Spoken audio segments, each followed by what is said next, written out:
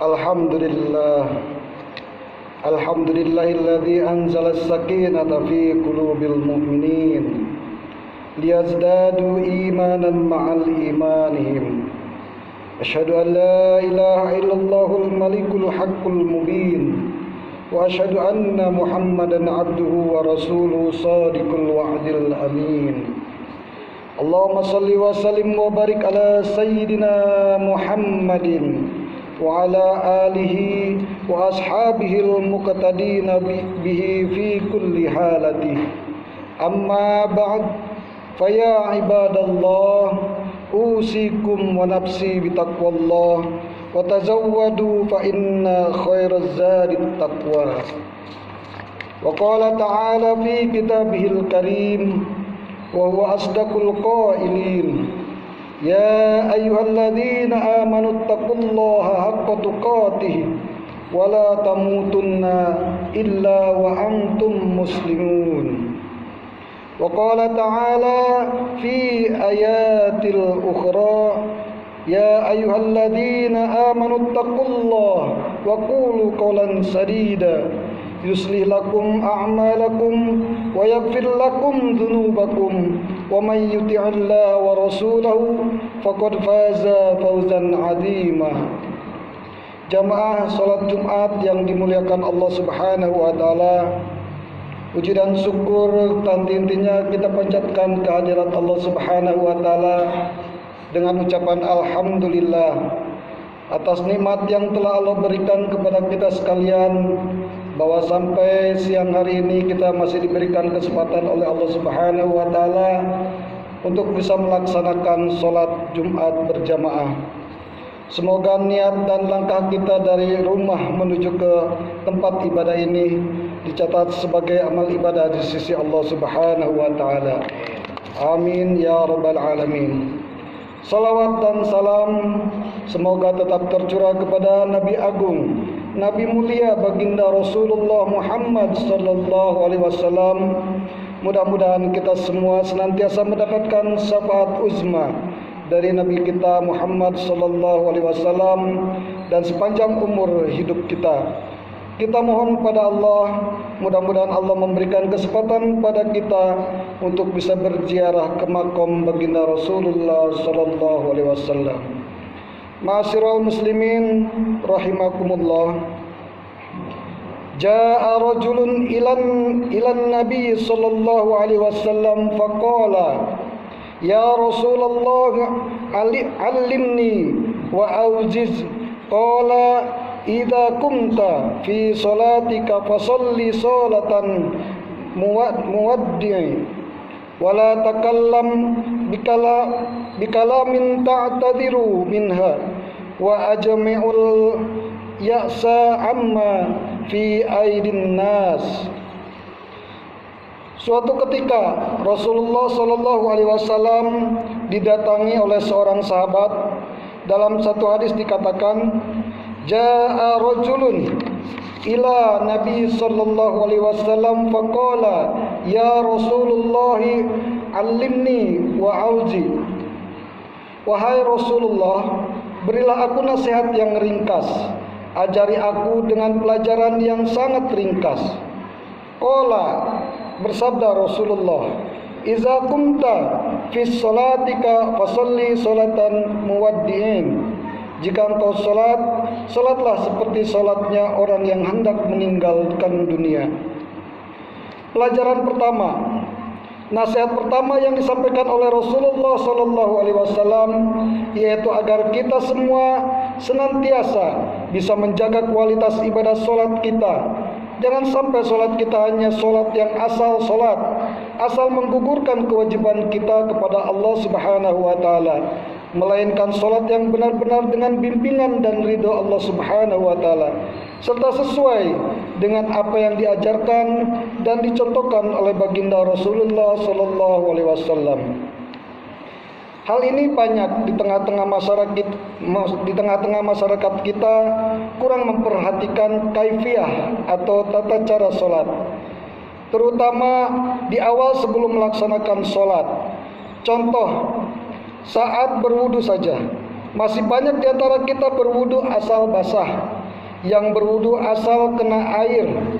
Coba perhatikan bagaimana seharusnya kita membasuh tangan, bagaimana seharusnya kita beristinsyak, kemudian bagaimana kita seharusnya melakukan hal-hal yang sudah dicontohkan oleh baginda Rasulullah SAW untuk berwudu dan diajarkan oleh para ulama-ulama yang solihin. Jamaah Jumat rahimakumullah, kalau kita melaksanakan sholat dengan baik, maka perilaku kita pun pasti akan baik.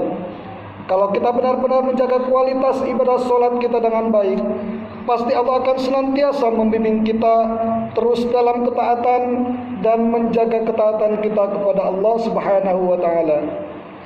Kemudian nasihat yang kedua. Nasihat kedua yang disampaikan oleh Rasulullah sallallahu alaihi wasallam, "Wala takallam bikalamin ta'taziru minhu." Janganlah engkau bicara yang dengan perkataan itu esok hari engkau akan meminta maaf. Artinya apa? Rasulullah sallallahu alaihi wasallam mengingatkan kita agar kita menjaga lisan kita. Salamatul insan fi hifzil lisan. Selamatnya seseorang itu tergantung dari dia menjaga lisannya. Hari ini banyak orang yang tergelincir dengan lisannya, bukan hanya orang biasa, bahkan orang yang bertitel tinggi pun boleh jadi tergelincir lisannya kalau tidak pandai menjaga lisannya pada saat berbicara. Maka Allah Ta'ala berfirman dalam surat Al-Ahzab ayat 70 dan 71.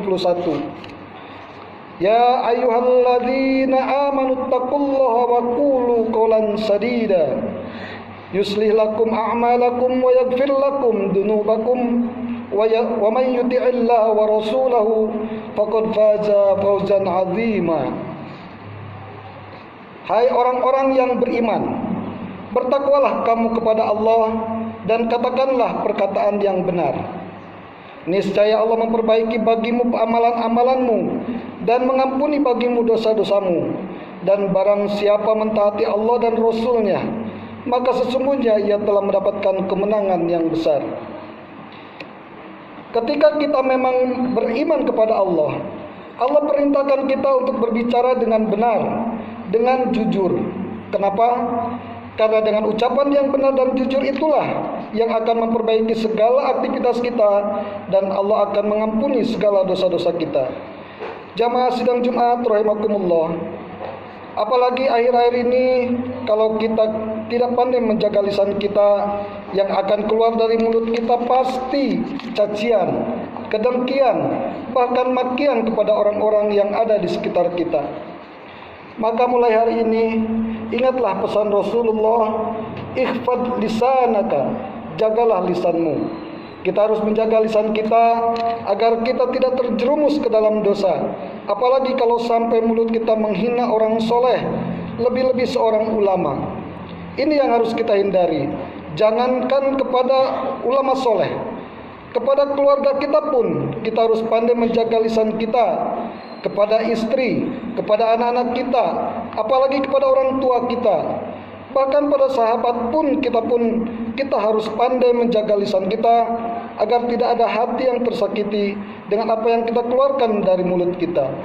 Sebagaimana kata pepatah, kalaulah pedang melukai tubuh, masih ada harapan untuk sembuh.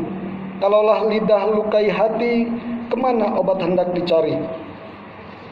Rasulullah SAW mengingatkan kita agar kita mampu menjaga lisan kita. Jangan sampai kita berucap, esok hari justru kita yang memohon maaf. Na'udzubillah summa na'udzubillah min zalik. Pesan yang ketiga dari Rasulullah SAW adalah wa ajmi'ul yasa amma fi aidin nas.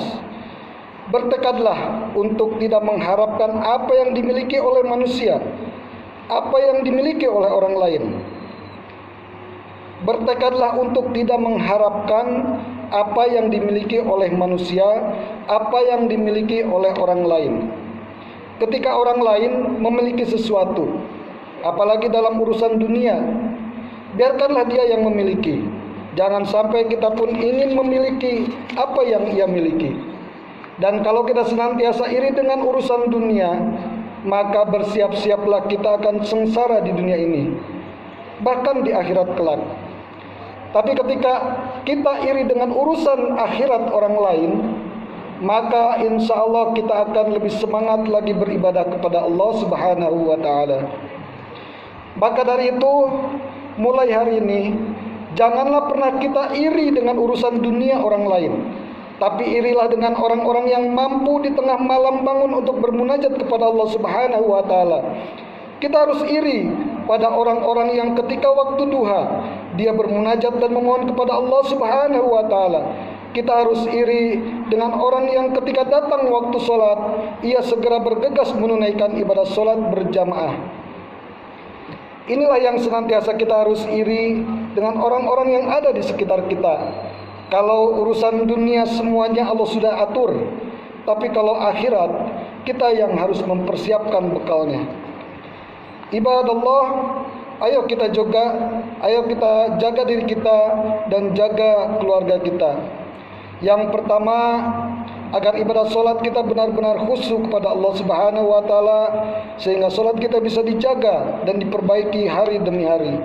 Yang kedua, kita juga harus menjaga lisan kita.